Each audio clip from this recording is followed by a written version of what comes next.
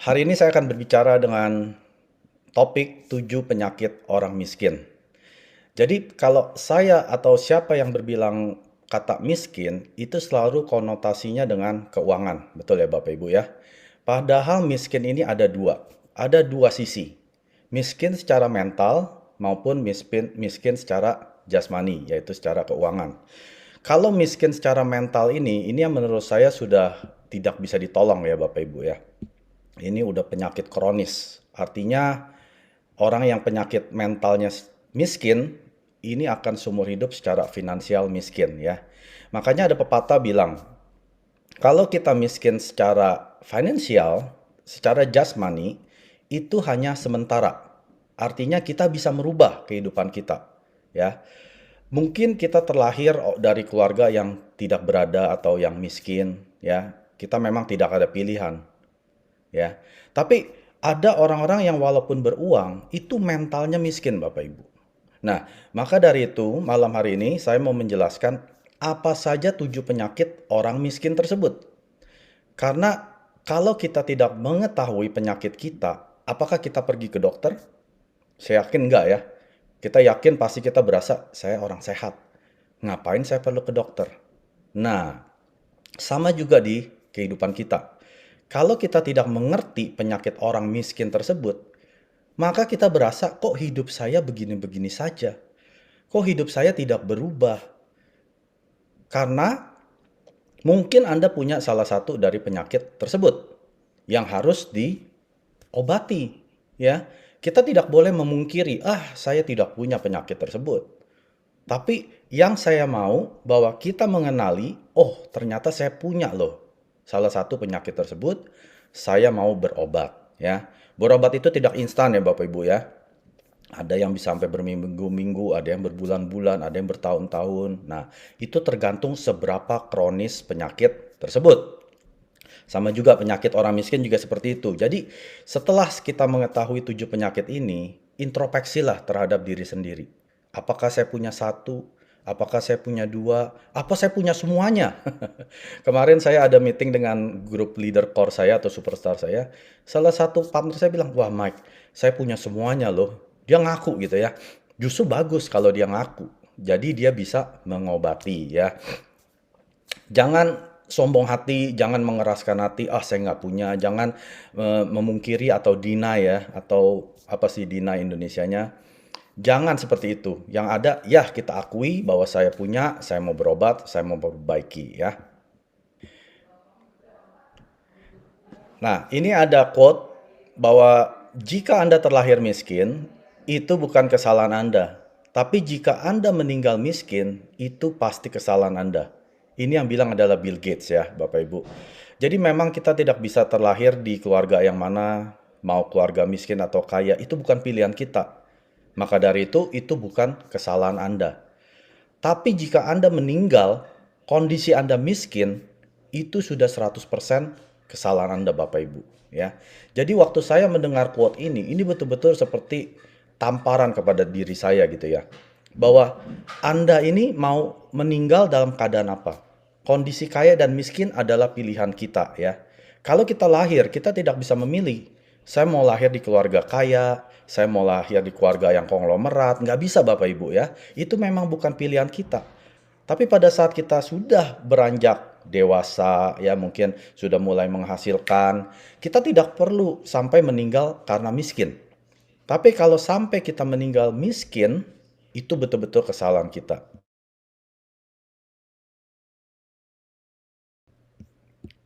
Oke, saya akan menunjukkan bahwa ini adalah piramida daripada kekayaan yang ada di dunia. Bapak Ibu bisa lihat di sini ya. Ada berapa triliun manusia? 2,9 triliun manusia ini itu berkeuangan atau kekayaan yang di bawah 10.000 dolar. Artinya 55% dari dunia ini hidup di dalam standar biasa-biasa dan kemiskinan. Ya, artinya kalau Anda hanya punya keuangan atau kekayaan hanya 10.000 atau kurang lebih mungkin berapa? 150 juta itu sangat-sangat ibaratnya kritis ya Bapak Ibu ya. Anda sangat-sangat pas-pasan dalam segi kehidupan. Nah, Bapak Ibu bisa lihat di sini. bagian yang bawah ya, yang bagian warna grey abu-abu. 55% dari penduduk dunia hidup dalam taraf kemiskinan.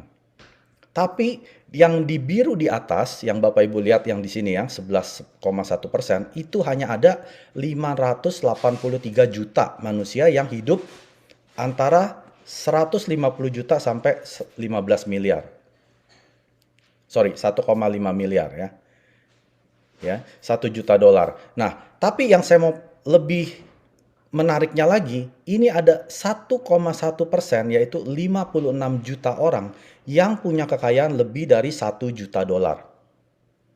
Coba kita lihat ya, saya akan zoom di sini. Kecil sekali Bapak Ibu ya, hanya sekecil-kecil ini, hanya 1,1%. Pernah gak kita bayangkan, kenapa hanya 1,1% penduduk dunia yang hidup atau yang punya kekayaan lebih dari 1 juta dolar? Pernah gak kita bayangkan? Sebelumnya saya nggak pernah bayangkan Bapak Ibu.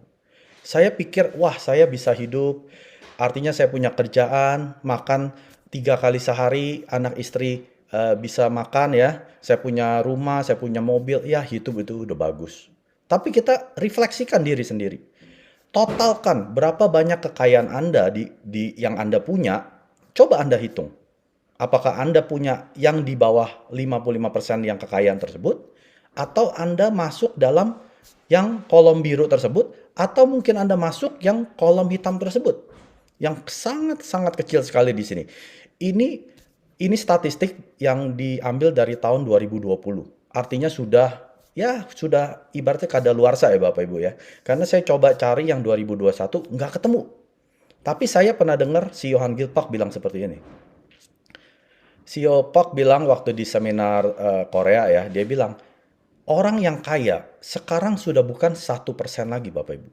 Tapi 0,01%. Anda bisa bayangkan? 0,01%. Tidak sampai 0,1% Bapak Ibu. Artinya jarak daripada orang yang kaya dengan yang miskin itu semakin jauh. Semakin tidak bisa dicapai. Ya. Kenapa?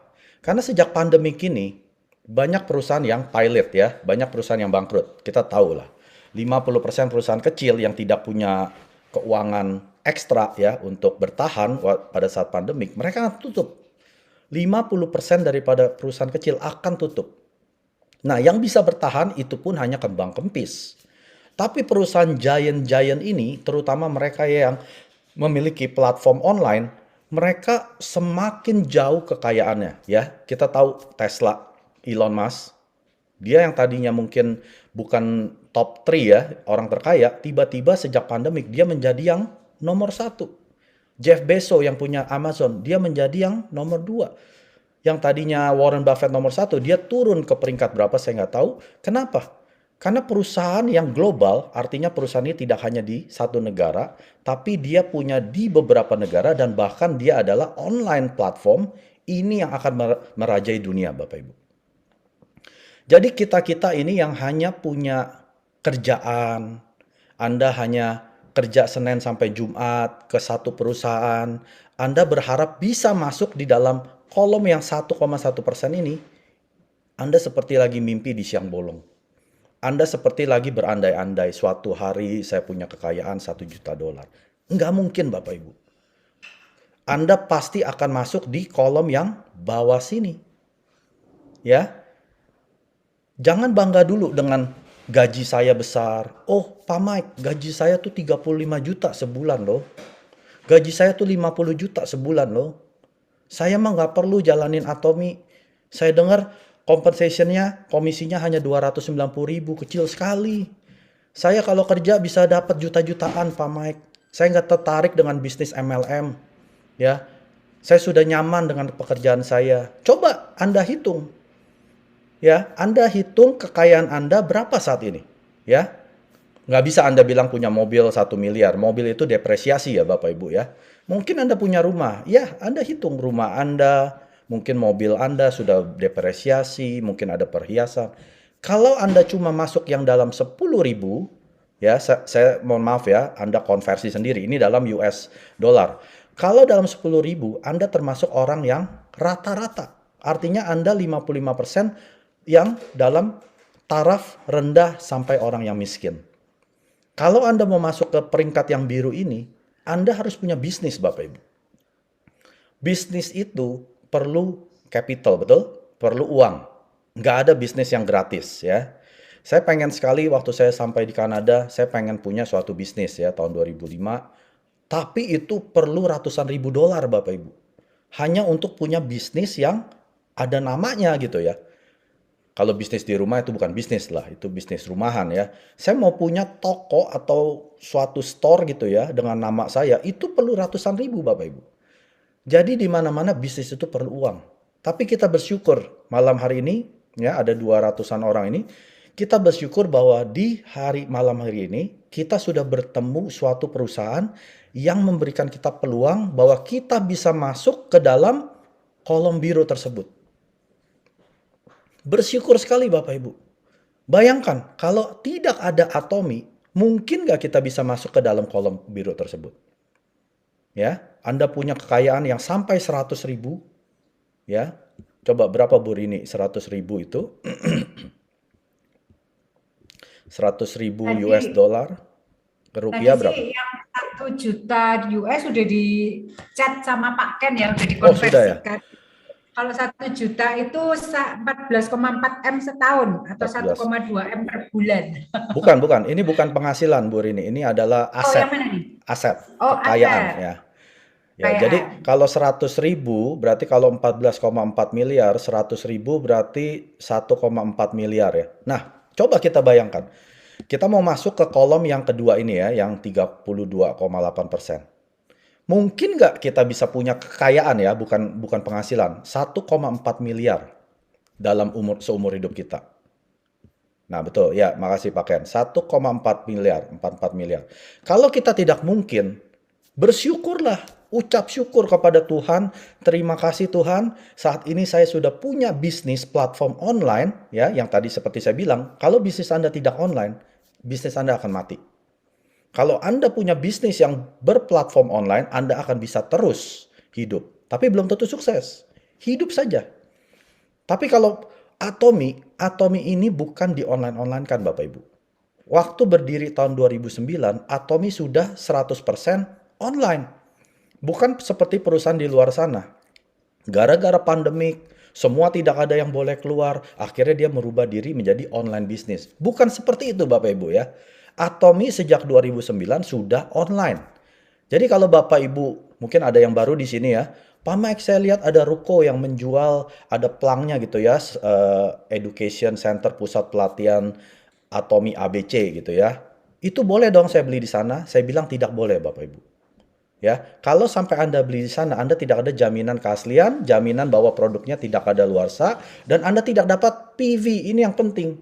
Ya, dan yang menjual itu melanggar kode etik. Anda bisa laporkan biar ditindak langsung oleh Atomi Indonesia dan yang punya senternya akan ditindak tegas bahkan bisa dimatikan ID-nya, ya. Jadi Atomi ini merupakan online bisnis. Jadi kalau ada yang mau beli dari seseorang atau dari suatu toko, tidak bisa. Kita harus masuk dengan website Atomi Indonesia resmi atau Atomi dimanapun Anda berada yang resmi, lalu menggunakan ID Anda dan berbelanja. Nah, Anda bisa bayangkan kalau kita sudah diberikan platform online bisnis seperti ini, berucap syukurlah Bapak Ibu. Apalagi Anda mau masuk ke dalam yang sampai 1 juta dolar. 14,4 miliar. Sudah nggak mungkin. Saya udah nggak bisa berandai-andai, aduh saya bisa punya 1 juta dolar. Nggak mungkin deh Bapak Ibu. Tapi Bapak Ibu tahu ya, menjadi Imperial Master di Atomi berapa? Dikasih cash bonusnya di atas panggung dengan forklift oleh CEO Pak berapa? 1 juta dolar. 14,4 M. Nah itu kayaknya koper aja nggak muat ya. Jadi mesti pinjem berapa koper itu ya. Nah bisa bayangkan nggak? Dapat 14,4 miliar pada saat kita menjadi Imperial Master. Berapa lama? Ya terserah Anda. Kalau saya sih mau cepet-cepet. Saya mungkin dalam hitungan 5 sampai 7 tahun saya sudah mencapai Imperial Master, kalau bisa dalam 3 tahun ya. Karena perusahaan Atomi semakin banyak cabangnya. Sudah bukan di 1-2 negara, sudah 24 negara, bahkan bisa buka 80 negara ya yang belum ada Atominya. Yang seperti di Nepal, Israel, Haiti, South Africa, itu kan kita bisa buka kan? Nah, kita bisa merambah sampai 80 negara Bapak Ibu. Artinya kesuksesan kita semakin cepat. Jadi kalau ada yang tanya kepada saya, Pak Mike, kenapa Pak Mike ini kelihatannya berapi-api ya dari 3,5 tahun yang lalu sampai hari ini, semangatnya tuh tidak beda. Apa yang membedakan Pak Mike bisa terus berapi-api? Nah, saya kasih tahu jawabannya. Saya bilang seperti ini, kalau saya tahu, kayak nonton film gitu ya, dikasih nonton film udah ujungnya dulu, endingnya dulu dikasih lihat. Kan udah nggak seru kan? Nontonnya aja udah tahu ujungnya. Nah, di Atomi juga sama Bapak Ibu. Kita udah dikasih tahu ujungnya di mana, yaitu menjadi Imperial Master. Makanya Atomi punya profile company, itu foto-foto atau video Imperial Master lagi mencapai $1 juta itu lagi diberikan di atas forklift. Kenapa? Supaya kita bisa punya image atau vision bahwa kita suatu hari seperti mereka. Di atas panggung dapat $1 juta atau 14,4 miliar. Nah, ending dari film ini sudah diberikan kepada kita. Coba, kalau kita udah tahu ujungnya di mana, masa sih setiap pagi bangun lemes, aduh kok hari ini saya mesti sharing lagi ke orang, saya mesti ketemu konsumer saya mesti ngomong sama leader, ke Zoom lah, ke ini, ke itu. Ada aja yang dikomplain. Nah, apakah kita seperti itu? Kalau saya setiap bangun pagi, saya bilangnya apa? Saya satu hari sudah mendekati ke Imperial Master. Besok saya 1 hari lebih dekat lagi. Besok 1 hari lebih dekat lagi. Jadi setiap hari saya bangun, saya bilang ke diri saya sudah 1 hari semakin dekat menjadi Imperial Master. Jadi semangat saya tidak pernah akan redup, Bapak Ibu. Ya. Jadi Bapak Ibu, malam hari ini kita ingat-ingat lagi. Anda mau di yang mana? Anda mau di yang abu-abu ini? Boleh. Tidak dosa Bapak Ibu. Anda hidup dalam kemiskinan atau biasa-biasa saja? Boleh Bapak Ibu. Itu bukan paksaan, itu pilihan ya. Anda mau di dalam biru muda ini? Boleh. Anda mau di dalam biru yang tua ini? Silakan. Anda mau di dalam biru atau yang hitam yang titik kecil ini? Juga boleh. Itu pilihan di tangan Anda ya. Jadi perlu sekali kita mengidentifikasi apa saja 7 penyakit orang miskin tersebut. Yang pertama adalah komplain. Ayo, ngaku dosa. Siapa yang pernah komplain atau suka komplain? Angkat tangan atau tulis 1. Di sini kita perlu ngaku dosa Bapak Ibu ya. Nggak perlu malu-malu yuk. Nggak perlu malu-malu. Saya juga suka komplain kok. Dulu ya. Ya. Masih banyak, nggak apa-apa. Saya pun dulu tukang komplain. Sebelum Atomi ya. Setelah Atomi saya tidak pernah komplain. Oke? Ya, banyak yang tulis 1 di sini ya. Terima kasih atas kejujuran Anda. Artinya pada saat Anda mulai berbicara atau mengakui, ya saya dulu atau sekarang tukang komplain, atau saya sekarang masih komplain, ngaku dulu. Karena kita perlu pengakuan dulu bahwa kita memiliki penyakit tersebut. Kalau Anda ke dokter, lalu dokternya tanya kan, kamu sakit apa? Terus Anda nggak bisa bilang, saya nggak tahu dok. Saya nggak tahu sakitnya apa ya. Ya dokter nggak bisa ngapa-ngapain, dokter nggak bisa kasih obat, dokter nggak bisa bikin resep ya, nggak bisa kasih rekomendasi untuk apa. Karena dia nggak tahu apa penyakit Anda. Tapi kalau Anda mengetahui, ya saya punya penyakit komplain, akuilah dulu. Akuinya bukan ke diri Anda lagi nih. Ke seluruh dunia. Ya, malam hari ini ada 200 orang lebih, ada yang dari Indonesia, Malaysia, Kanada, USA, Australia. Anda sedang mengaku dosa ke seluruh dunia ini. Keren sekali Bapak Ibu ya. Jadi ngaku dosa dulu. Siapa yang suka komplain? Tulis 1. Ya, saya udah lihat banyak ini ya. Mungkin lebih dari 30-40 orang ya. Sisanya belum mau ngaku. Nggak apa-apa ya. Saya kasih tahu, komplain itu tidak menolong. Ada yang suka bergaul dengan orang yang suka komplain? Pernah gak punya teman yang suka komplain? Komplain lah, anaknya lah, istrinya lah, eh, perusahaan tempat kerjanya lah, komplain terus kerjaannya ya. Nggak ada yang bagus yang dia bisa ucapan, dia ucapinnya komplain terus. Aduh, upline saya nih orangnya nggak bisa presentasi, nggak seperti Ibu Julia kalau presentasi tuh apa ya, menarik gitu ya. Apalagi lihat video TikToknya, oh upline saya mah pasif, komplain. Oh, saya nggak bisa jadi sales master karena member saya nggak ada yang belanja nih. Customer saya cuma jadi member, nggak ada yang mau belanja, komplain. Oh, saya nggak bisa jadi diamond karena sales master saya nggak ada yang kerja. Saya kerja sendirian. Jadi susah, upline juga nggak ada yang bantu. Komplain. Nah, kalau Anda seperti ini, stop, berhenti untuk komplain. Karena kenapa? Pada saat Anda komplain 5 menit, Anda sudah buang hidup Anda 5 menit. Apakah ada hasil pada saat Anda komplain? Biasanya kalau Anda komplain, setengah yang orang ini yang mendengarkan komplainnya Anda, mereka nggak peduli. Ya, misalkan Anda komplain ke 10 orang. 5 orang ini nggak peduli. Kamu mau komplain masuk kanan keluar kiri, nggak peduli. Ya. Yang lebih menyedihkannya lagi, setengah dari yang Anda komplain ini, 5 orang yang berikutnya, mereka malah bersyukur Anda hidupnya lagi susah. Ngerti ya? 5 orang ini nggak peduli, 5 orang yang terakhir. Malah dia bersyukur, kamu syukurin, susah. Biarin kamu. Ya, dia tahu kamu lagi hidupnya susah kan, makanya kamu komplain. Jadi komplain itu nggak ada untungnya Bapak Ibu. Jangan buang-buang waktu Anda komplain. Karena komplain itu tidak akan merubah apapun. Yang ada malah Anda dijauhi dari orang-orang. Ya. Lebih baik Anda tutup mulut atau Anda berikan solusi. Ya. Karena pada saat Anda berikan solusi, itu sebenarnya Anda sedang memberikan solusi kepada Anda. Kenapa Anda bisa di posisi saat ini. Jadi berhentilah untuk berkomplain. Kalau nggak bisa rubah, ya sudah, terima saja. Ya, karena ada hal-hal yang kita bisa kendalikan dan ada hal-hal yang tidak bisa kita kendalikan. Kalau hal ini masih bisa kita kendalikan, ya coba Anda rubah. Tapi kalau hal tersebut kita tidak bisa rubah, ya sudah, terima saja. Terima saja, jangan komplain, lewati. Ya, hidup itu perlu dilewati saja. Nggak perlu hidup di dalam yang kerumitan ini terus gitu sampai bertahun-tahun. Komplain, komplain, komplain tidak akan merubah kehidupan Anda ya. Itu penyakit yang pertama. Yang kedua, oke, pesimis ya. Ada yang di sini punya penyakit pesimis? Ketik 2.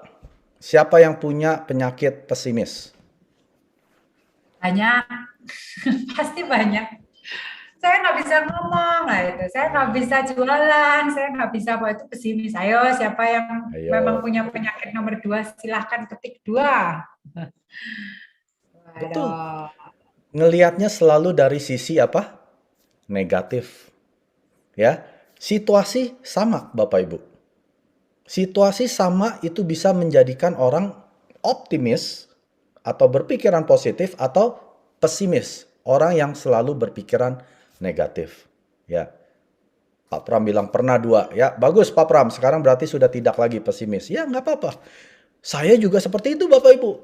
Dulu ya, sejak Atomi saya menjadi orang yang berbeda. Pesimis itu apa ya dalam bahasa Malaysia?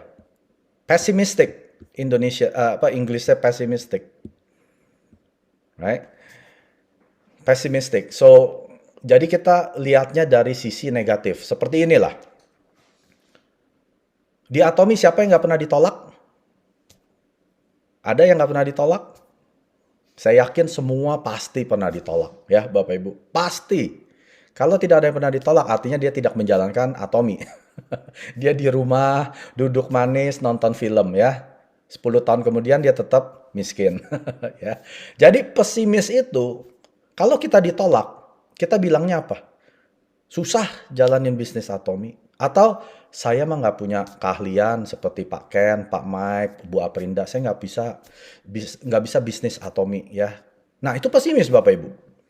Jadi waktu kita ditolak, penolakan itu sama ya Bapak Ibu ya. Yang saya hadapi penolakan dengan yang Anda hadapi itu sama. Nggak ada yang beda. Imperial Master ditolak juga sama, Bapak Ibu.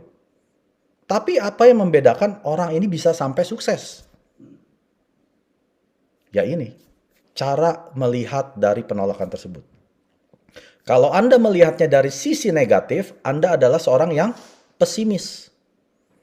Anda melihatnya dari sisi negatifnya.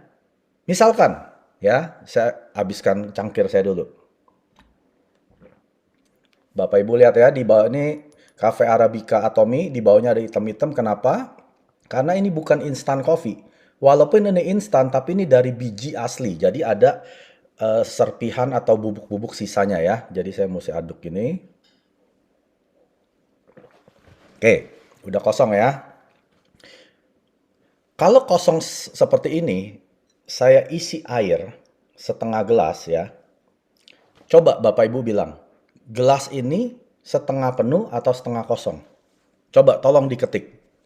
Gelasnya ada air setengah, ini adalah setengah penuh atau setengah kosong? Apa jawaban Bapak Ibu? Saya pengen lihat nih.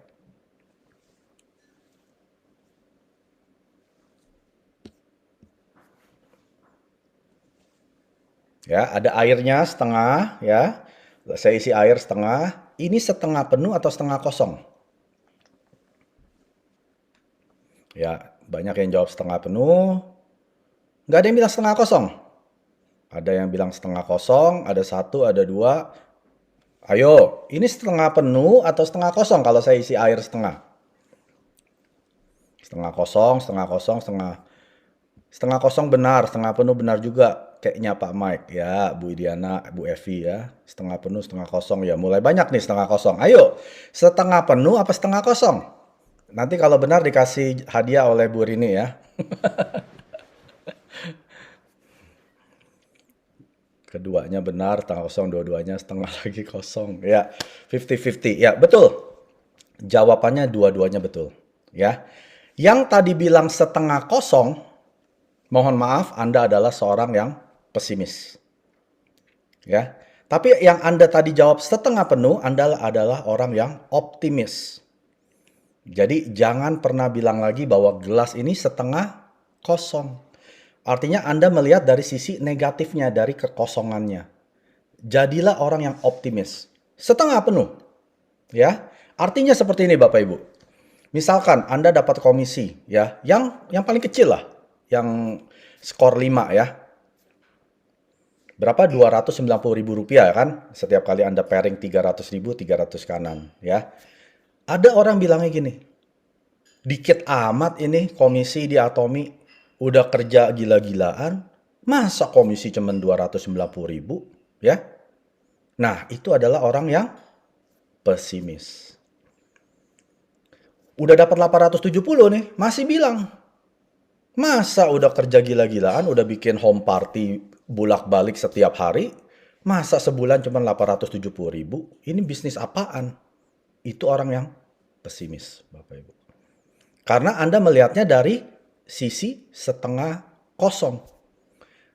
Coba Anda pergi ke bank, ya. Saya nggak tahu, katanya bunga deposito ya berjangka di Indonesia 3%, betul ya?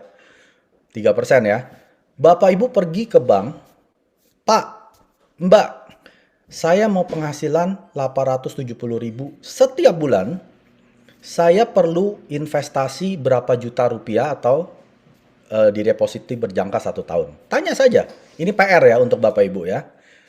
Coba Anda pergi ke bank tanya, saya mau berpenghasilan 870.000 setiap bulan, saya perlu taruh uang cash berapa duit? Bapak Ibu pasti kaget. Ya. Saya lupa hitungan pastinya, tapi itu kalau nggak salah perlu ratusan juta. Ya. Bapak Ibu hitung sendiri. 250 juta. Terima kasih Pak Chandra. 250 juta untuk Bapak Ibu bisa punya penghasilan deposito yang 1 tahun 870.000. Ya. Bapak Ibu punya 250 juta. Nganggur di bank. Nggak ngapa-ngapain itu duit. Kalau Bapak Ibu punya, boleh. Bapak Ibu bilang, ya ini uang kecil ya. Tapi kalau kita tidak punya 250 juta uang nganggur di bank, kita harus melihatnya dari sisi setengah penuh. Terima kasih Tuhan bahwa Tuhan sudah kasih saya 250 juta secara percuma. Secara cuma-cuma diberikan 250 juta oleh Atomi. Atomi depositokan ke dalam bank selama 1 tahun. Anda bisa dapat 870.000 setiap bulan. Sudah mengerti cara berpikir orang yang optimis, ya? Jadi jangan berpikir, kok saya cuma dapat 1 kali pairing. Kalau Anda punya 250 juta, Anda berhak ngomong seperti itu. Tapi kalau Anda tidak punya uang seperempat miliar, jangan ngomong seperti itu Bapak Ibu. Jangan ngomong seperti itu. Apalagi kalau Anda sudah bisa pairing setiap minggu 1 kali. Nah, hitung dah. Perlu berapa kali? 1 miliar Bapak Ibu. Kalau Anda pairing seminggu sekali 870, Anda perlu uang 1 miliar. Mulai merinding kan Bapak Ibu? Jadi jangan pesimis lah. Oke? Karena orang yang optimis, saya yakin hidupnya itu sangat-sangat berbeda dengan yang pesimis. Kalau nggak percaya, ngobrol dengan orang yang selalu optimis. Itu hidupnya itu sering sangat-sangat sehat. Karena mukanya senyum terus. Karena dia walaupun dapat sedikit, dia sudah bisa berterima kasih pada saat dia masih menerima sedikit. Maka akan dibukakan pintu-pintu yang bisa dapat berkat yang lebih besar. Ya, jadi kalau kita mau hidup sehat, hiduplah yang optimis. Jangan hidup menjadi seorang pesimis, karena Anda akan muram setiap hari, Anda akan mungkin komplain setiap hari, akhirnya imun sistem Anda akan turun. Setiap kali Anda stres, percaya ini, ya. Setiap kali Anda stres 15 menit, imun sistem Anda drop 1 jam, Bapak Ibu. Kalau Anda stres, marah-marah 1 jam, imun sistem Anda drop 24 jam. Itu penyakit semua akan masuk, yang dari dalam akan keluar. Itu orang yang hidupnya pesimis. Jadi malam hari ini kita mau rubah semua. Yang tadi jawab 2, yang masih punya penyakit orang miskin, cepat-cepatlah berobat. Ya, cepat-cepatlah berobat supaya Anda jadi orang yang sehat. Oke? Yang ketiga, penyakit orang miskin. Terlalu berhati-hati. Overcautious bahasa Inggrisnya ya. Terlalu berhati-hati. Berhati-hati bagus Bapak Ibu ya. Memang orang tua kita selalu ajarin, hati-hati nak di jalan ya. Hati-hati di kesini, hati-hati. Nggak apa-apa, betul. Tapi ada orang-orang yang terlalu berhati-hati. Udah over gitu ya, udah nggak normal. Menurut saya tuh udah nggak normal kalau sampai over gitu ya. Contohnya, Anda diberikan peluang, ini loh ada peluang bisnis. Betul, Anda mesti berhati-hati. Anda mesti melakukan PR-nya Anda, yaitu Anda meresearch daripada perusahaan tersebut. Jangan ambil bulat-bulat klaim dari seorang member. Tahu gak produk ini bagus untuk imun. Ini bisa menyembuhkan ini, itu. Anda research dulu. Mana patennya? Mana bukti medical jurnalnya? Jangan Anda langsung ambil, Anda minum hanya karena klaim teman. Ya, walaupun itu hemohim, Anda tanya kepada yang memperkenalkan, mana bukti daripada medical journal atau jurnal medisnya hemohim? Mana paten-patennya yang katanya bisa memodulasi imun? Buktikan kepada saya. Ya. Kenapa? Memang Anda perlu berhati-hati. Lalu misalkan ini peluang loh, bisa menghasilkan miliaran rupiah setiap bulan. Anda lakukan PR-nya Anda. Anda pelajari siapa di belakang perusahaan tersebut. Siapa pendirinya? Siapa yang memproduksi daripada produk-produk tersebut? Anda perlu lakukan itu. Ya, karena kita perlu mengetahui. Tapi kalau kita terlalu berhati-hati, akhirnya kita tidak mengambil langkah. Ya, contohnya, Atomi ini kan bisnis gratis, ya. Banyak daripada yang saya perkenalkan Atomi, mereka pertama berhati-hati.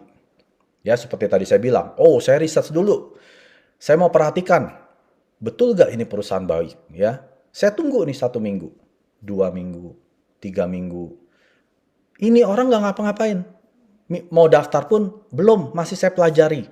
1 bulan, 2 bulan, belum, saya masih pelajari. Karena dia terlalu berhati-hati. Dia takut gitu. Dia bilang, saya takut Mike. Kalau saya sudah investasikan kepada Atomi, tahu-tahu saya nggak berhasil gimana? What if? Nah, ini adalah orang yang punya penyakit over berhati-hati. Gimana jika kalau ini begitu? Gimana kalau ini begitu? Nah, itu bahasa orang miskin, Bapak Ibu ya. Dia tidak berani mengambil langkah, yang ada dia ambil apa? Kalau begini gimana? Kalau begitu gimana? Jalanin aja dulu. Kalau di Atomi, saya nggak pakai banyak takut-takut. Kenapa? Karena di Atomi tidak ada yang dirugikan. Kalau di perusahaan lain betul. Untuk join ada uangnya, iurannya ya. Ada bayar 100.000, ada 1 juta. Atau kalau gratis pun ada paket yang dijual. Tapi kalau di Atomi, apa ada Bapak Ibu? Anda join bayar di sini, Anda dipaksa beli paket pada saat Anda join, ada yang berasa seperti itu? Kalau ada, laporkan kepada Atomi Indonesia, karena itu salah besar. Salah besar. Karena untuk kita bergabung di Atomi, tidak ada biaya. Tidak ada paksaan paket. Ya, itu adalah kemauan Anda sendiri. Kalau Anda mau beli langsung 300.000, ya itu pilihan Anda sendiri. Tapi secara perusahaan kode etik, kita tidak memaksakan ke semua orang untuk berbelanja langsung pada saat kita bergabung. Jadi di Atomi tidak ada yang dirugikan. Ya, apalagi gratis Bapak Ibu. Apa yang dirugikan? Nah, orang yang punya penyakit miskin over berhati-hati ini, yang berkelebih-lebihan, orang seperti ini tidak pernah akan berani mengambil langkah pertama. Ya, langkah iman itu adalah kita ambil dulu langkah pertama. Betul? Ada gak yang orang jalan tanpa iman, dia tahu-tahu sampai di sana? Enggak ada Bapak Ibu. Orang yang penuh iman, makanya mengikuti keyakinan itu adalah iman. Saya nggak akan bicara dengan agama ya. Semua kita beraneka ragam agama. Kita untuk bisa untuk sampai di suatu tempat itu, kita perlu iman Bapak Ibu. Misalkan Anda naik Uber ya. Supir Anda kan, Anda orang tidak kenal kan? Nah, Anda sudah menaruh iman Anda kepada orang asing tersebut. Anda yakin bahwa Anda akan sampai di tempat tujuan, padahal Anda nggak kenal. Itu iman. Jadi kita perlu iman atau keyakinan untuk melangkah maju terus ke depan. Mengikuti keyakinan. Kenapa kita harus mengikuti? Karena kita kalau yang belum yakin sampai, sudah pasti nggak sampai. Kalau Anda yakinnya hanya 70% ya dengan Atomi atau 50%, jangan buang-buang waktu di Atomi. Karena Anda tidak akan sampai. Anda perlu jadikan keyakinan Anda 100%. Kalau bisa 1000%. Baru Anda sampai. Ya. Kalau Anda nggak percaya dengan supir Uber ini, saya nyampe gak ya? Terus Anda kayak ketakutan. Aduh, saya nyampe gak ya? Udah telepon Sony, takut diculik. Aduh, nanti saya digini. Anda akan keluar dari tempat. Anda akan keluar dari mobil Uber tersebut. Betul ya? Kalau Anda tidak punya iman dengan supir Uber tersebut, Anda akan ketakutan sendiri. Padahal supir Uber tersebut orang baik. Orang benar. Dia nggak mau ngapa-ngapain Anda. Tapi Anda yang sudah ketakutan sendiri. Nanti kalau saya diapa-apain gimana ya? Nanti dia ke rumah temannya, saya diculik apa. Akhirnya Anda keluar. Anda nggak akan sampai di tempat tujuan. Percaya saya Bapak Ibu. Ya, artinya orang yang terlalu berhati-hati, ini adalah orang yang tidak berani melangkah maju. Ya. Dan ingat, keyakinan harus 100%. Karena hidup di dunia ini penuh resiko Bapak Ibu. Anda baru saat Anda lahir, ya, baru saat keluar dari indung ibu Anda, itu sudah resiko loh. Bayi tersebut hidup atau mati itu resiko kan? Bisa terjerat tali pusar atau apalah, itu sudah resiko. Jadi hidup ini penuh dengan resiko. Kalau Anda nggak mau hidup dengan resiko, Anda nongkrong saja di pojok ruangan, ya, Anda pasti nggak ada resiko. Anda duduk manis di pojok ruangan, selimutan, makan di situ, mohon maaf, kencing dan berak di situ, Anda pasti aman Bapak Ibu. Tapi hidup Anda akan sama saja. Jadi hidup itu penuh resiko. Kalau ditolak gimana Pak Mike? Emang kalau ditolak kamu miskin? Emang kalau ditolak kamu jadi gemuk? Jadi kurus? Enggak kan? Ya sudahlah, ditolak ya ditolak. Penolakan itu adalah makanan orang yang sukses. Orang yang sukses tidak pernah tidak ditolak Bapak Ibu. Tanya ke mereka, ya tidak hanya di Atomi. Tanya mereka yang di luaran sana yang Kalau mau lihat orang sukses ya, jangan nanya orang yang naik mobil BMW atau Mercy. Itu bukan orang sukses Bapak Ibu. Semua orang bisa beli, ngutang. Orang yang sukses itu naiknya Lamborghini, Ferrari. Ngobrol dengan mereka. Pak, Bu, Bapak, Ibu pernah ditolak gak? Ada yang berani bikin PR seperti itu? Kalau ada yang naik mobil Ferrari atau Lamborghini, ngobrol ke mereka. Porsche bukan ya. Porsche itu bukan mobil mewah. Mobil ya orang kaya saja. Kalau mau ngomong mobil mewah, itu ngomongnya Ferrari, Lamborghini, Bentley, Rolls Royce. Nah, ngobrol dengan mereka. Anda pernah ditolak gak? Kalau mereka bilang, oh saya emang gak pernah ditolak. Saya berikan hadiah mungkin untuk Anda ya. 100% mereka akan jawab, penolakan sudah biasa. Saya nggak akan bisa di posisi ini kalau saya tidak ditolak. Ya, waktu saya menjadi sales master, salah satu teman dekat saya, dia tanya ke saya, Mike, kamu pernah ditolak gak sih? Ini waktu saya sudah jadi sales master loh Bapak Ibu. 9 bulan saya jadi sales master. Saya ketawa. Lu pikir gue bisa jadi sales master? Orang semua bilang, iya Mike, gue beli. Gue oke lah jadi member. Lu pikir kayak gitu? Salah besar. Setiap hari saya mengalami penolakan. Jadi kalau Anda ditolak satu orang, Anda perlu sharingkan ke 10 orang. Ya, Anda mau diterima satu orang, sharingkan 10 orang. Artinya Anda ditolak 9 orang. Jadi Anda hitung saja, Anda mau mendaftarkan member berapa seorang? Satu orang, sharingkan 10 orang. 2 orang sehari, 20 orang sehari Anda sharingkan. Nah, itu yang namanya orang mau sukses. Kalau Anda tidak berani ambil resiko, apalagi di Atomy, apa sih Anda ruginya? Oh, saya kan sudah beli produk Pak Mike.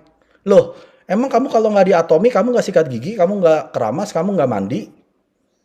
Tetap kamu harus beli odol sikat gigi, sampo kan? Jadi di Atomy nggak ada namanya investasi Bapak Ibu. Kita semua pakai produk yang Atomy jual. Ya, jadi penyakit nomor 3, jangan terlalu berhati-hati. Berhati-hati boleh, jangan over, itu maksudnya ya. Ambil dulu langkah pertama, jalankan dengan iman. Oke, penyakit keempat, ragu ya, atau dalam Inggrisnya ini doubt. Siapa yang pernah ragu, siapa yang masih ragu dengan kesuksesan Anda di Atomy, tulis nomor 4. Ketik nomor 4.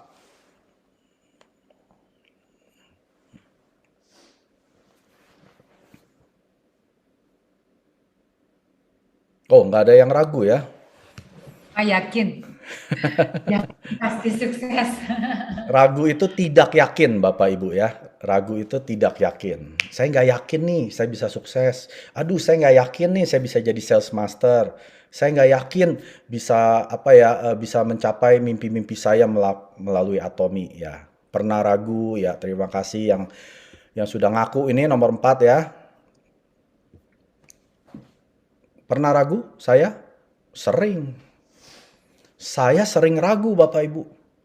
Jadi waktu saya menjalankan Atomy, kalau yang dengar Atomy story saya ya, saya jelaskan bahwa saya sehari itu kerja minimal 8 sampai 10 jam. Ya. Jangan lihat gaya hidup saya sekarang sebagai seorang Sharon Rose Master. Kalau Anda mau sukses, pelajarilah orang-orang waktu mereka sebelum menjadi sales master. Jangan nontonin video yang orang sudah jadi Star Master, Sharon Rose, Royal Master, itu terbalik Bapak Ibu. Pelajarilah gaya hidup mereka waktu mereka masih di member menjadi sales master. Itu pelajaran terbaik. Saya waktu jalankan Atomy, 8 sampai 10 jam. Artinya kalau saya belum melakukan 8 jam, saya nggak tidur. Saya telponi, saya sharingkan semua orang, karena saya di Kanada. Teman-teman saya kebanyakan di Indonesia. Waktu jam kita beda 12-13 jam. Jadi saya tidurnya sampai jam 2-3 pagi Bapak Ibu. Saya sharingkan terus. Setelah saya sharingkan beratus-ratus orang, penghasilan saya 0 di bulan pertama. 0. Apakah saya ragu? Ragu. Saya tanya ke diri saya, ini benar gak ya bisnis bisa berhasil? Saya meragukan kesuksesan saya. Tapi ini yang membedakan orang yang sukses dengan yang gagal. Orang yang gagal meragukan kepercayaannya. Ya. Orang yang gagal meragukan kepercayaannya. Ya, dan juga mereka mempercayai keraguan mereka. Itu orang yang gagal. Ya, saya ulangi. Orang yang gagal meragukan kepercayaannya dan mereka mempercayai keraguannya. Itu orang yang gagal. Ya, tapi orang yang sukses, mereka meragukan keraguannya dan mereka mempercayai kepercayaannya. Oke? Anda mau pilih yang mana? Nggak ada yang bisa maksa Anda. Waktu saya ragu, ingat keraguan itu ada, pasti ada. Karena itu secara alami ya Bapak Ibu. Jangan khawatir, Anda masih manusia, bukan alien. Kalau alien mungkin Anda nggak bisa ragu. Kalau Anda masih manusia yang masih hidup di bumi, Anda pasti ragu. Tapi ambil langkah yang kedua. Orang sukses tadi saya bilang apa? Orang yang sukses meragukan keraguannya. Ngerti? Orang yang sukses mempercayai kepercayaannya. Jadi Anda mau ragukan kepercayaan Anda atau meragukan keraguan Anda? Ya, ini pilihan Anda Bapak Ibu. Anda harus percaya dulu kepada diri Anda. Kalau Anda sudah percaya dengan diri Anda sendiri, ini jalan seperti jalan tol, walaupun ada tutup pelang sono sini, Anda akan terobos masuk karena Anda sudah percaya dengan kepercayaan Anda bisa berhasil di Atomi. Oke? Kenapa orang banyak gagal di Atomi? Karena mereka terlalu banyak meragukan kepercayaannya. Nggak percaya, ngobrol dengan orang-orang yang gagal. Pasti banyak kan? Pada saat kita sharingkan Atomi, mereka akan bilang apa? Oh, saya mah sudah join Atomi. Itu mah sudah 3 tahun yang lalu. Saya sudah join. Terus gimana kamu sekarang? Ya udah, saya nggak berhasil, nggak jalan itu bisnis. Lah, inilah. Lalu Anda timbul keraguan. Sekarang Anda mau mempercayai keraguan orang tersebut atau tidak? Itu pilihan Anda. Jadi, kalau Anda mau sukses di Atomi, konsultasilah dengan orang yang sudah sukses menjalankan bisnis Atomi. Ngobrol dengan mereka. Bikin komunitas dengan orang-orang yang sukses. Jangan bikin komunitas dengan orang-orang yang gagal. Iya loh, susah. Saya tuh dulu udah beli-beli tuh nggak berhasil. Ketemu orang ketiga ngomong lagi, iya. Oh, saya mah dulu udah ikut, udah 3,5 tahun nggak ada hasil. Susah, cuman suruh beli tapi nggak ada duitnya. Nah, mulai terbangun keraguan Anda. Akhirnya Anda mempercayai keraguan Anda yang salah. Tapi kalau Anda teman mainnya adalah orang yang sukses, ya, Anda bisa pilih kan? Ini pilihan loh teman main. Anda kan gak dipaksa main dengan orang tersebut kan? Anda nggak mau ya sudah Anda keluar. Nah, Anda harus pilih hati-hati siapa yang Anda gauli. Pada saat saya mengerti tentang ini adalah orang-orang yang membangun keraguan saya. Saya buang semua, saya cut habis WhatsApp grup saya. WhatsApp grup tahu kan? Isinya hanya apa? Posting berita COVID lah, orang tabrakan lah, si ini mati lah, rumahnya kebakar lah. Ada gak yang membangun kepercayaan Anda? Itu isinya rata-rata berita pos kotak Bapak Ibu. Konotasinya negatif. Oh, si ini kawin lagi loh. Teman SMA kita pacaran lagi sama si ini. Nggak ada yang membangun kepercayaan Anda untuk sukses Bapak Ibu. Nggak ada yang membicarakan kapan kamu jadi sales master, kapan kamu jadi diamond master. Nggak ada Bapak Ibu. Lu udah di Atomi 3 tahun, kapan bisa berhasil? Nggak ada. Yang mereka harapkan, kapan kamu gagal di Atomi. Jadi kalau Anda ada di komunitas tersebut, keluar. Pak Mike, nanti saya nggak punya teman. Lebih baik nggak punya teman daripada punya teman yang bikin Anda ragu. Nanti Anda akan punya teman-teman baru di Atomi yang berpikiran apa? Positif, optimis. Nggak percaya, silakan coba. Sejak saya keluar dari semua WhatsApp grup yang negatif ini, akhirnya saya berkomunitas dengan orang-orang sukses. Contohnya, ya, bulan September lalu saya buatkan bisnis kelas dengan 6 global leader, ya, Ini global leader Bapak Ibu. Sharon Rossmaster Jessica Punyen. Saya sangat terima kasih beliau ada di malam hari ini nih. Ya, dia dia adalah seorang Leaders Club member. Dia menjadi salah seorang global leader yang mau kita buat business class. Lalu Sharon Rossmaster SC Lee dari Kanada, Sharon Rossmaster Israel Kim dari Amerika, Sharon Rossmaster Sherry Lee dari Amerika, dan Diamond Master Ju Armstrong dari Australia. Kami berenam buat bisnis kelas selama, kalau nggak salah, hampir 3 bulan. Saya buat komunitas baru, yaitu orang-orang yang berpikiran sukses. Apakah mereka meragukan kesuksesan mereka? Nggak ada Bapak Ibu. Semua percaya bahwa mereka akan jadi Imperial Master. Nah, itu adalah komunitas baru saya. Sampai hari ini. Sampai hari ini. Ya.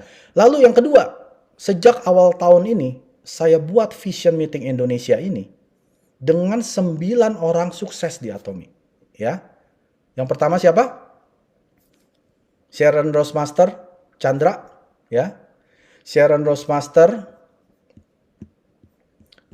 Aprinda, ya, dari Manado, dan Sharon Rossmaster saya sendiri, Mike Sujadi. Lalu dengan siapa? Ibu Diamond Master Rachel, dan Ibu Diamond Master ini, dan Ibu Diamond Master Maria, dan kakak saya sendiri Diamond Master Ken Surjadi, dan Julia Satu lagi Kurnia Pak, Sharon Rossmaster. Ya. Mas Junia. Iya, Ratu TikTok. Saya nggak akan lupa. Ya, kita bersembilan melakukan Vision Meeting Indonesia. Kenapa saya buat komunitas ini? Karena saya tahu suatu hari saya akan meragukan lagi kesuksesan saya. Tapi kalau saya ada di komunitas orang-orang sukses, mereka yang akan mengingatkan saya bahwa saya akan menjadi Imperial Master di Atomic. Saya setiap hari chatting dengan mereka. Saya setiap hari chatting dengan Ibu Sharon Rossmaster Jessica Punyen, ya. Setiap hari kita terus saling challenge setiap hari supaya kita bisa menjadi orang yang sukses. Kalau komunitas Anda adalah orang-orang yang gagal, Anda tidak pernah akan maju. Ya, ada istilahnya apa? Ayam ya main dengan ayam.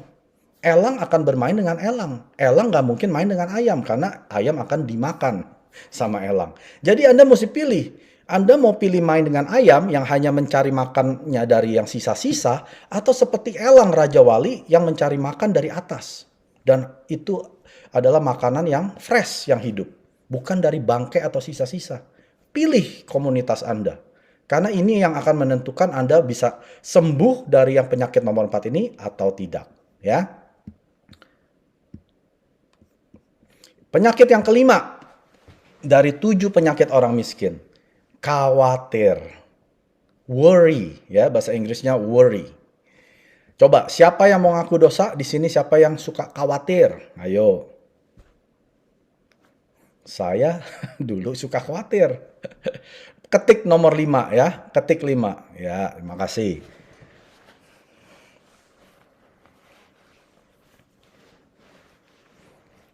Ya.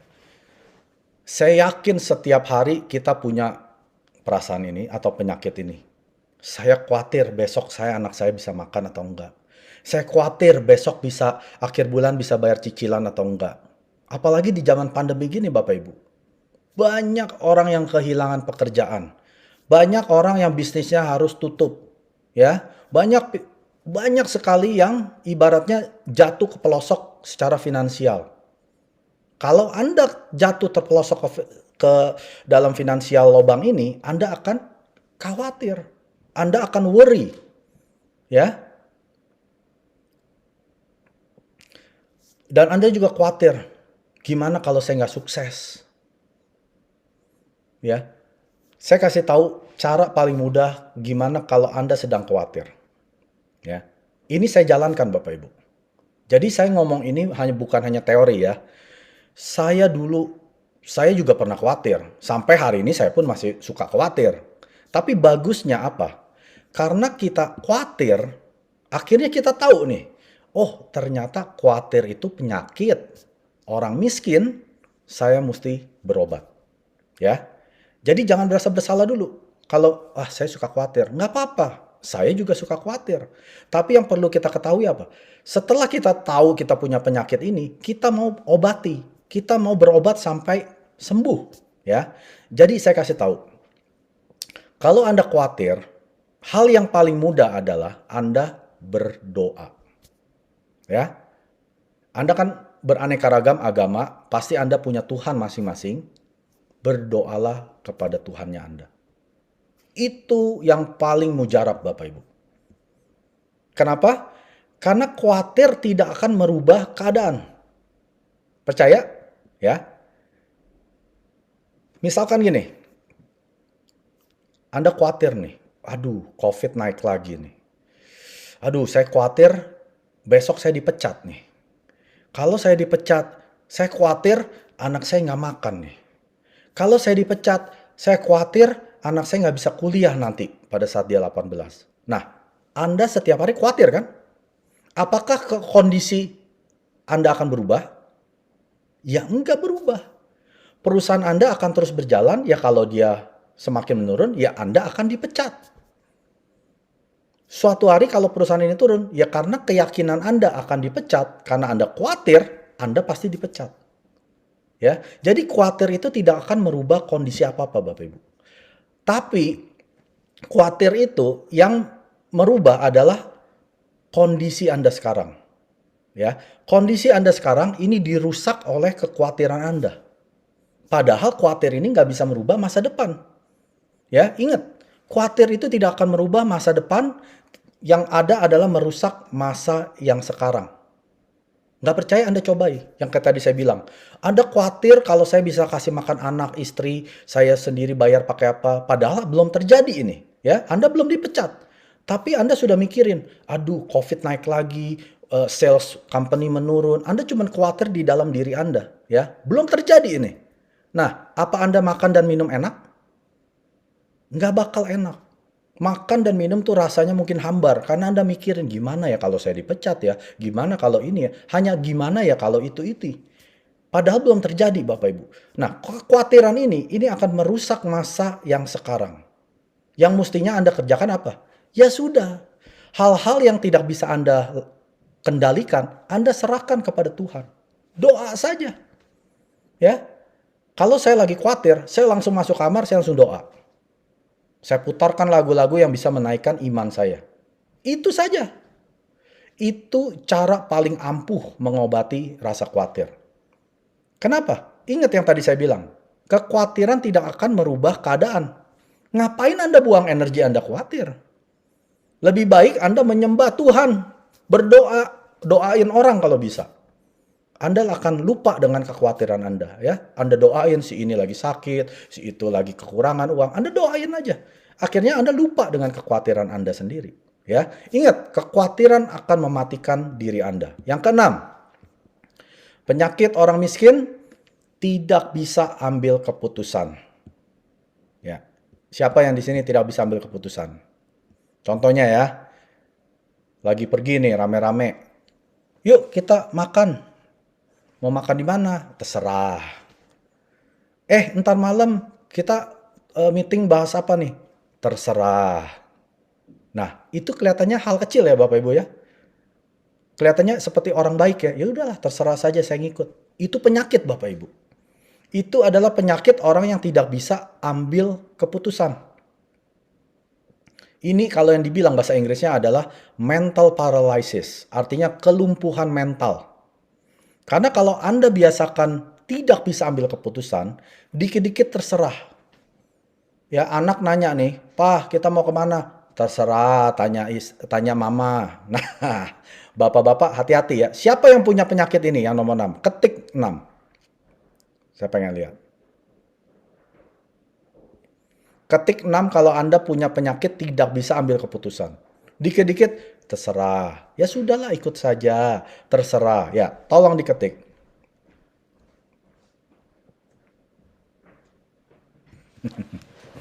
Kadang-kadang ya. Kalau kadang-kadang ya artinya Anda punya ya. Anda punya penyakit ini ya, tidak bisa ambil keputusan. Nah, saya kasih tahu.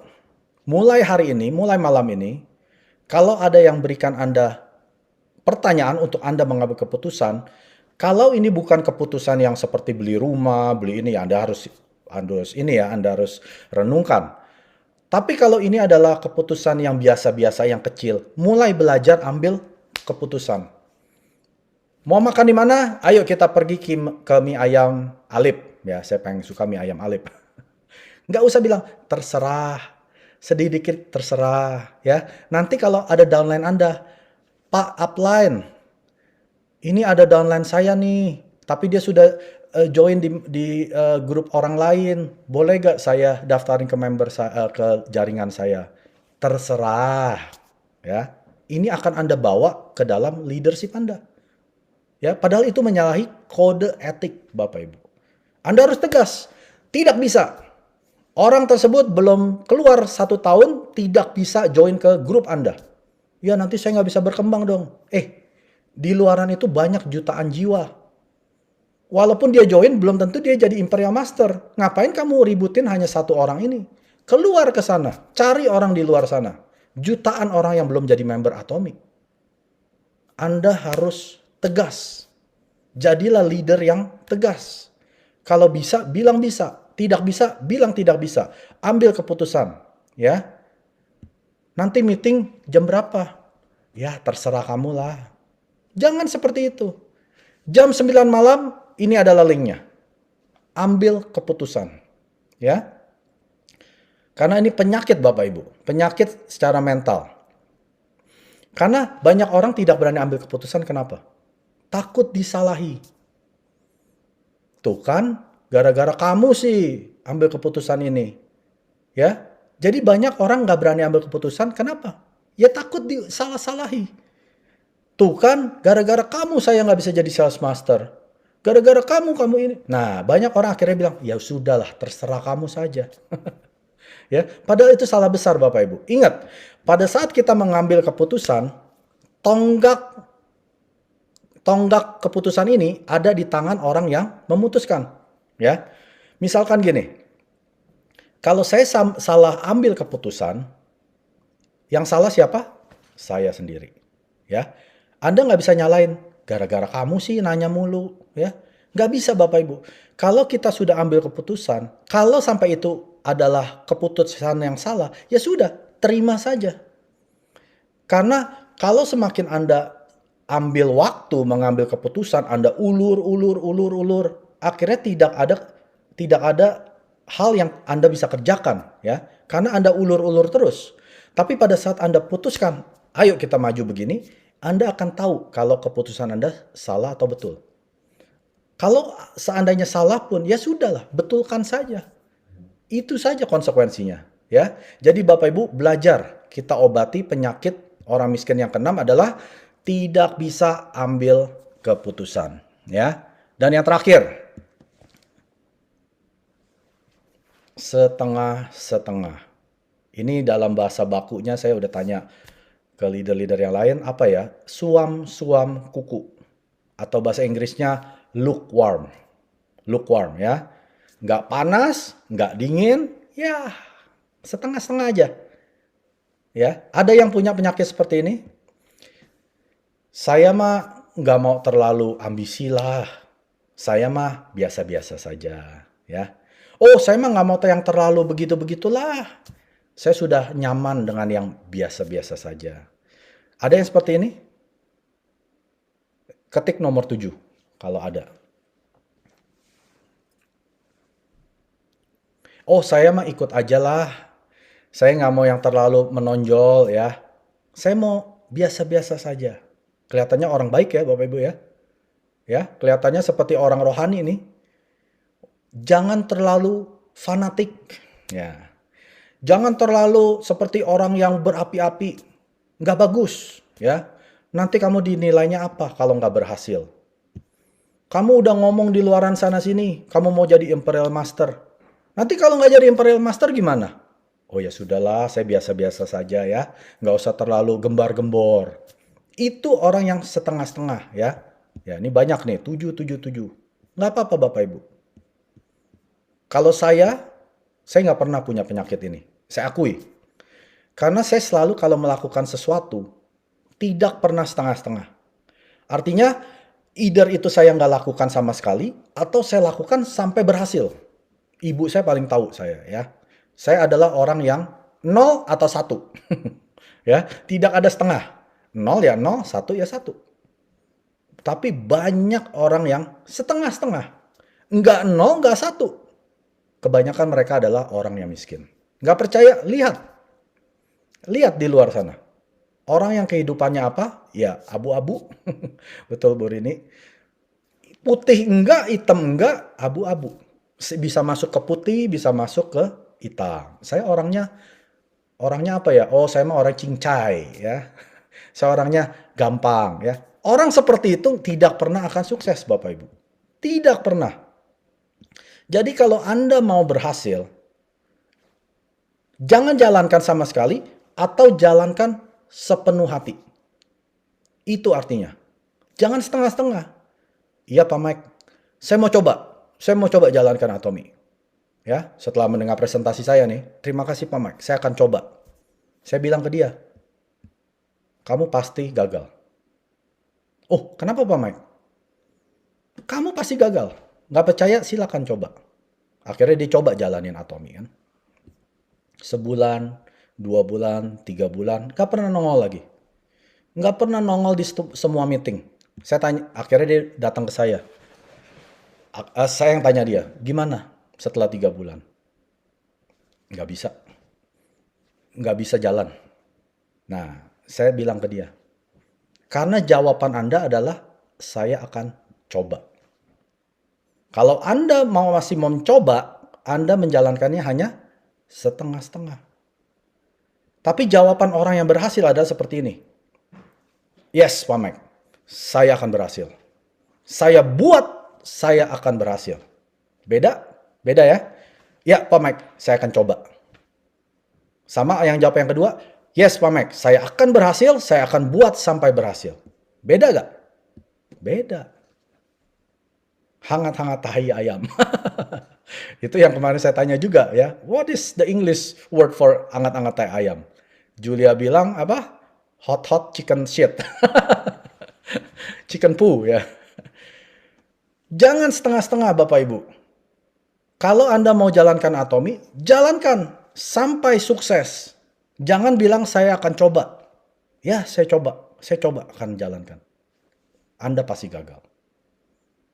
Nggak percaya? Coba perhatikan. Orang-orang yang jawabnya akan coba, nggak lama dia akan keluar. Nggak lama dia akan menghilang. Tapi orang-orang yang bilang, yes, saya pasti jadi Imperial Master, saya akan berhasil di Atomi, ini adalah orang-orang yang pasti sukses. Ya, jadi jangan setengah-setengah Bapak Ibu. Karena kita kalau mau naik ke puncak gunung pun, nggak ada orang yang dengan selancar gitu ya, ngikut aja arus, tahu-tahu sampai di puncak. Nggak ada ya Bapak Ibu ya. Anda harus daki gunung ini satu persatu sampai di puncak. Anda perlu komitmen bahwa saya akan sampai di puncak. Nggak ada orang yang dengan seluncur ngikutin arus, nyampe di atas puncak. Nggak ada Bapak Ibu. Jadi Anda harus kerjakan kesuksesan Anda sepenuh hati. Jangan setengah-setengah. Ya, karena dengan Anda kerjakan sepenuh hati, ini akan membuka peluang-peluang baru pada saat Anda sedang mendaki. Tapi kalau sifat Anda hanya pasif, Anda hanya ikuti orang, ya. Kalau ada meeting, Anda ikut. Nggak ada meeting, ya sudah, Anda nonton drama Korea. Tapi kalau saya dulu, tidak ada jadwal meeting, saya tanya ke upline saya, kapan ini meeting? Kapan seminar? Saya yang berapi-api, terus mau mendaki puncak kesuksesan di Atomi. Saya tidak pernah setengah-setengah Bapak Ibu. Apapun itu. Kalau saya kerja, ya kerja sepenuh hati. Saya lagi cari hobi kumpulin mainan, Lego ya, saya suka koleksi Lego. Saya kumpulin koleksi Lego orang-orangan saya sampai ribuan orang. Hampir 3.000 orang. Semua ada. Marvel ada, Disney ada. Semua Lego, Anda tanya saya punya. Kenapa? Saya bukan orang yang setengah-setengah. Di Atomi, saya terus sampai saya menjadi Imperial Master. Nggak akan setengah-setengah. Anda tidak akan lihat Mike Surjadi sampai siaran Roastmaster keluar. Nggak mungkin, itu jaminan dari saya. Anda akan lihat saya sebagai Imperial Master mendapatkan $1 juta, itu adalah saya, Bapak Ibu. Jadi kalau Bapak Ibu mau berhasil di Atomi, buang penyakit nomor 7 ini. Ini sangat-sangat berbahaya. Banyak dari kita nggak berasa kita punya penyakit yang kronis seperti ini. Ya, saya mah orangnya apa ya, nggak mau terlalu inilah naif ya. Saya lihat keadaan, ya sudahlah keadaan seperti ini sudahlah nikmati. Cukupkanlah dengan apa yang ada. Wah kelihatannya rohani ya. Padahal itu orang bodoh ya. Tuhan tidak mau orangnya yang diciptakan oleh Tuhan menjadi orang miskin Bapak Ibu. Saya ulangin ya. Tuhan gak pernah punya keinginan dia waktu ciptai manusia ini. Syukuri kamu jadi orang miskin. Gak ada Bapak Ibu. Tuhan mau semua ciptaannya menjadi orang yang sukses. Misalkan Anda seorang ibu ya. Anda baru saja melahirkan. Mungkin gak Anda bilang ke anak Anda, saya syukurin kamu menjadi orang yang susah ya. Saya sumpahi kamu jadi. Gak mungkin kan? Ibu ini akan doa setiap malam, setiap pagi, siang, malam. Anak, kamu akan menjadi orang yang sukses. Anak, kamu akan menjadi orang yang sukses. Pasti. Tanya ke semua ibu. Gak ada yang mau anaknya sengsara. Tapi kenapa banyak orang sengsara?